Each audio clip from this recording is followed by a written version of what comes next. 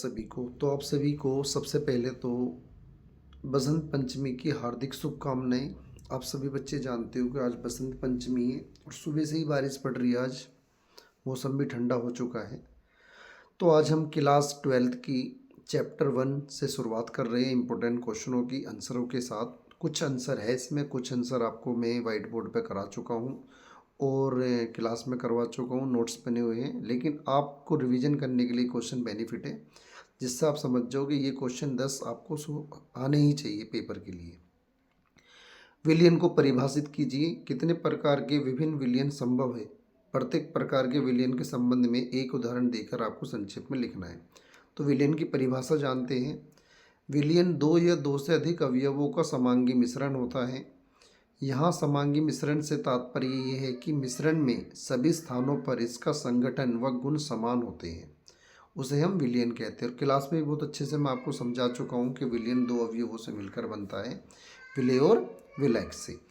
विलयन को बनाने वाले पदार्थ विलयन के अवयव कहलाते हैं। किसी विलयन में उपस्थित अवयवों की कुल संख्या के आधार पर इन्हें द्विअंगी विलयन या त्रिअंगी विलयन या चतुरंगी विलयन। तो मतलब क्या है? द्विअंगी विलयन में जिसमें दो अवयव हो, त्रिअंगी में तीन अवयव हो, इसी प्रकार से, और चतुरंगी में जिसमें चार अवयव उपस्थित होते हैं। द्विअंगी विलयन के अवयवों को सामान्यतः विलेय तथा विलायक कहा जाता है। सामान्यतः जो अवयव अधिक मात्रा में उपस्थित होते हैं वह विलायक कहलाता है, जबकि कम मात्रा में उपस्थित अन्य अवयव विलेय कहलाता है। जानते हो आप, जैसे चीनी का शरबत, तो हमें चीनी की मात्रा कम लेनी पड़ेगी और पानी की मात्रा ज़्यादा लेनी पड़ेगी। विलायक विलयन की भौतिक अवस्था निर्धारित करता है जिसमें विलयन विद्यमान होता है। दूसरे शब्दों में, विलेय वे पदार्थ है जो घुलता है तथा विलायक वे पदार्थ है जिसमें यह विलेय घुलता है, तो उसे हम विलायक कहेंगे। उदाहरण से समझते हैं। लॉन्ग क्वेश्चन है, 5 नंबर का पेपर में आ सकता है, तो आपको इस तरह से लिखना है। किस तरह से लिखना है वो आपको बताया गया है। यदि चीनी के कुछ क्रिस्टलों को जल से भरे बीकर में डाला जाता है तो ये जल में घुलकर विलयन बना लेते हैं। इस स्थिति में चीनी विलेय तथा जल विलायक है। विलयन में कणों का आणविक आकार लगभग 1000 पिकोमीटर होता है तथा इसके विभिन्न अवयवों को किसी भी भौतिक विधि जैसे फिल्टरीकरण, निथारण, अभिकेंद्रीकरण आदि के द्वारा हम पृथक नहीं किया जा सकता है।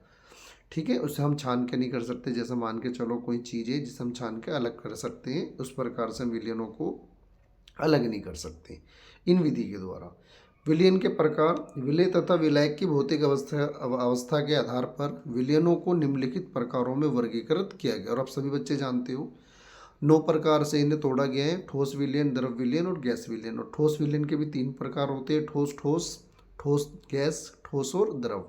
इसी प्रकार से आपके द्रव विलयन के भी 3 प्रकार होते हैं: द्रव द्रव, द्रव गैस, द्रव और ठोस। ऐसे आपके गैस विलयन के 3 प्रकार होते हैं: गैस गैस, गैस द्रव, गैस ठोस। ठीक है, उसी प्रकार से तो 9 प्रकार के विलयनों में से 3 विलयन ठोस, द्रव में ठोस, द्रव में गैस तथा द्रव में द्रव अति सामान्य विलयन है। इन 3 प्रकारों के विलयनों में द्रव विलायक के रूप में होता है, और विलयन, वे विलयन जिनमें जल विलायक के रूप में होता है वो जलीय विलयन कहलाते हैं। जबकि जिन विलयनों में जल विलायक के रूप में नहीं होता वो आपके अजलीय विलयन कहलाते हैं। सामान्य अजलीय विलायकों के उदाहरण हैं ईथर, बेंजीन, कार्बन टेट्राक्लोराइड। सब क्या फॉर्मूले जानते हो, और इन पर आपका चैप्टर भी बना हुआ है, हेलो एरिन, हेलो एल्केन, जिसमें बेंजीन टॉपिक्स के नाम से क्लोरोबेंजीन है। ईथर भी है आपका नाम, चैप्टर का नाम। ठीक है, कार्बन टेट्राक्लोराइड भी आपने पढ़ रखा है CCl4 चैप्टर नंबर 6 में, सेकंड बुक में। निम्नलिखित पदों को परिभाषित कीजिए। सबसे पहले आपको मोल अंश की परिभाषा याद होनी चाहिए। बहुत अच्छे से क्लास में मैं 5-6 बार आपको याद करा चुका हूँ कि किसी विलयन में विलेय के मोलों की संख्या या विलायक के मोलों की संख्या तथा विलेय के मोलों की संख्या या विलायक के मोलों की संख्या के अनुपात, योग के अनुपात को क्या कहते हैं? मोल अंश के नाम से जानते हैं। एक बार दोबारा रिपीट कर देता हूँ। किसी विलयन में विलेय के मोलों की संख्या या विलायक के मोलों की संख्या तथा विलेय के मोलों की संख्या और विलायक के मोलों की संख्या के योग के अनुपात को मोल अंश हम या मोल प्रवास के नाम से हम इसे जानते हैं। इसी आधार पर 2 प्रकार की होती है। विलेय के मोल अंश की परिभाषा में ऊपर विलेय के मोल अंश, विलेय के मोलों की संख्या लिखी जाएगी, नीचे विलेय के और विलायक को जोड़ दिया जाएगा। स्मॉल n अपॉन में small N plus capital N, और विलायक के लिए क्या बनेगा फॉर्मूला, ऊपर कैपिटल एन लेंगे, नीचे स्मॉल एन प्लस कैपिटल। मोललता की परिभाषा आप जानते हो, 1 किलोग्राम विलायक में उपस्थित विलेय पदार्थ के मोलों की संख्या को मोललता के नाम से जानते हैं। मोलरता में सेम होता है, 1 किलोग्राम की जगह 1 लीटर आ जाता है। 1 लीटर विलयन में उपस्थित विलेय पदार्थ के मोलों की संख्या को इस विलयन की मोलरता के नाम से जानते हैं। इन तीनों टॉपिक को आपको न्यूमेरिकल आने चाहिए। उसके लिए कुछ परमाणु भार होते हैं जो आपको पहले से ही पता होना चाहिए, जैसे कार्बन का कितना होता है, 12 होता है, नाइट्रोजन का 14 होता है, कैल्शियम का 40 होता है ना, नाइट्रोजन का 14 होता है, सल्फर का आपका कितना होता है बता सकते हो, 32 32 होता है। ठीक है, तो डबल होता है लगभग, ज़्यादातर कुछ का अलग। क्लोरीन का कितना होता है, 35.5, सोडियम का 23। इस तरह के आपको कुछ मान पहले से पता होने चाहिए। ये न्यूमेरिकल है जो यूपी बोर्ड के पेपरों में कभी काफ़ी बार रिपीट हुआ है।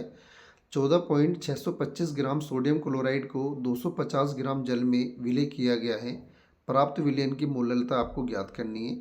ब्रैकेट में सोडियम का परमाणु भार दिया है 23 और क्लोरीन का 35.5। फॉर्मूला जानते हो आप, आराम से कर लोगे। जो मात्रा आपकी दी हुई है 14.625 ग्राम सोडियम क्लोराइड के विलय का भार है, और 250 ग्राम वो जल है, वो आपके विलायक का भार है ना। फिर आपका उसका अनुभार निकाल लोगे आप सोडियम क्लोराइड का, 58.5 आएगा, और फिर फॉर्मूले में धर दोगे आप मोललता की। क्या होता है मोललता का फॉर्मूला पता ही है आपको, पदार्थ का भार बट्टे अनुभार और आयतन किलोग्राम में।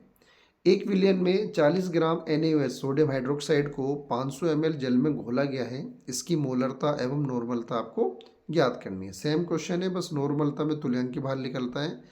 यहाँ पर आप देख सकते हो दोनों का आंसर एक जैसे ही आएगा। क्वेश्चन है राउल्ट का वाष्प दाब अवनमन नियम, इसकी सीमाएं भी लिखनी है। तो राउल्ट के नियम के अनुसार किसी विलयन के वाष्प दाब का अपेक्षिक अवनमन, अब ये वाष्प दाब क्या होता है, वाष्प दाब जानेगी, अपेक्षिक अवनमन बड़ी डेफिनेशन आपने पढ़ रखी होगी, है ना। तो वाष्प दाब का अपेक्षिक अवनमन विलेय पदार्थ के मोल प्रभास के बराबर होता है ना। विलायक के वाष्प दाब में आई कमी को सुना होगा आपने भी, है ना, तो आराम से इसे याद कर लेना। पी तथा पी एस क्रम से विलायक और विलयन के वाष्प दाब है, फॉर्मूला याद कर लेना, P note minus P S अपन में पी नोट, ठीक है, और वो उसके मोल प्रभास के बराबर होता है स्मॉल एन अपन में small N plus capital N. या आपको स्मॉल एन की जगह N1 लिख सकते हो, कैपिटल एन की जगह आप N2 नोट कर सकते हो। राउल्ट की कुछ नियम की सीमाएं हैं।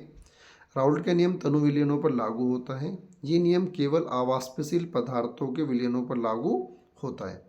विद्युत अपघटियों के विलयनों पर राउल्ट का नियम लागू नहीं होता है। तो आराम से इसे आप अच्छे से याद कर लेना और पढ़ लेना। और आपने सुने होंगे ग्राम अणुक उन्नयन स्थिरांक या ग्राम अणुक अवनमन स्थिरांक और क्वेथनांक उन्नयन हिमांक अवनमन, इनकी डेफिनेशन भी आपको हमने समझा रखी है। ग्राम अणुक उन्नयन स्थिरांक, किसी विलायक के 100 ग्रामों में उसमें 1000 ग्राम आ जाता है, इसमें 100 ग्राम में। किसी आवाष्पशील विलेय या विद्युत अपघट्य की 1 ग्राम अणु घोलने पर या 1 मोल को घोलने पर उसके क्वेथनांक में जो उन्नयन होता है, जो वृद्धि होती है, वह उस विलायक का ग्राम अणुक उन्नयन स्थिरांक कहलाता है। इसको के या K100 से व्यक्त करते हैं, और जो वो होता है आपका उसे किससे हम K1000 से या KB से आप उसे प्रदर्शित करते हो, ठीक है ना। उन्नयन स्थिरांक हिम आप सुनो, क्वेथनांक उन्नयन स्थिरांक की बात कर रहा हूँ मैं आपको। ग्राम अणुक अवनमन स्थिरांक, किसी आवाष्पशील विद्युत अपघट्य के 1 ग्राम अणु को या मोल को 100 ग्राम विलायक में घोलने पर विलायक के हिमांक में जो अवनमन होता है उसे हम विलायक का ग्राम अणुक अवनमन स्थिरांक कहते हैं। और पेपर में आ गया आपका हिमांक अवनमन स्थिरांक, तो सेम डेफिनेशन लिखनी है, 100 की जगह 1000 आ जाएगा। डेफिनेशन क्या बनेगी, किसी आवाष्पशील विद्युत अपघट्य के 1 ग्राम अणु या मोल को 1000 ग्राम विलायक में घोलने पर विलायक के हिमांक में जो अवनमन होता है, अवनमन मतलब जो उसके ताप में कमी आती है, उसे विलायक का ग्राम अणु अवनमन स्थिरांक के नाम से हम जानते हैं। एक क्वेश्चन है आपका, 12 ग्राम ग्लूकोज को 100 ग्राम जल में घोलने पर विलयन का जो क्वेथनांक है वो 100.34 डिग्री सेल्सियस पाया गया। ग्लूकोज के मोलल उन्नयन स्थिरांक की गणना करनी है। पढ़ रखा होगा आपने फॉर्मूला, जानते हो, KF ये KB गुना 1000 अपोन में स्मॉल w, पढ़ रखा है ना वो, capital W small w delta TB delta F। तो वहाँ से 2 फॉर्मूले होते हैं, दोनों के आधार पे एक में डेल्टा TF आता है, एक में डेल्टा TB आता है, एक में KB आता है, एक में KF तब आएगा जब आपका हिमांक, और KB कब आएगा आपका, KB जब आएगा जब आपका क्वेथनांक को। प्रासरण और विसरण क्रिया में अंतर, इस क्वेश्चन को आपको आंसर याद कर लेना, नोट्स में आपको बता रखा है। ये दो न्यूमेरिकल बहुत इंपॉर्टेंट है आपके। 72 ग्राम जल और 92 ग्राम एथिल अल्कोहल के मिश्रण में दोनों का मोल प्रभाव आपको मालूम करना है। एक क्वेश्चन है आपका 36 ग्राम जल और 46 ग्राम, मैंने प्ले लिस्ट भी बना रखी है आपको, उस प्ले लिस्ट में केमिस्ट्री में देख सकते हो। इन काफ़ी क्वेश्चनों के आपको आंसर वहाँ पे मिल जाएगी, समझा रखी है मैंने। 36 ग्राम जल और 46 ग्राम एथिल अल्कोहल मिश्रण में दोनों का मोल प्रभाव आपको ज्ञात करना है। यदि आप चाहते हो कि हर चैप्टर के ऐसे 10-10 इंपॉर्टेंट क्वेश्चनों की मैं वीडियो बना दूं, तो उसके लिए आप चैनल को लाइक करिए और सब्सक्राइब करिए। वीडियो देखने के लिए धन्यवाद आपका। इसी तरह से अपना प्यार बरसाते रहिए। राधे राधे।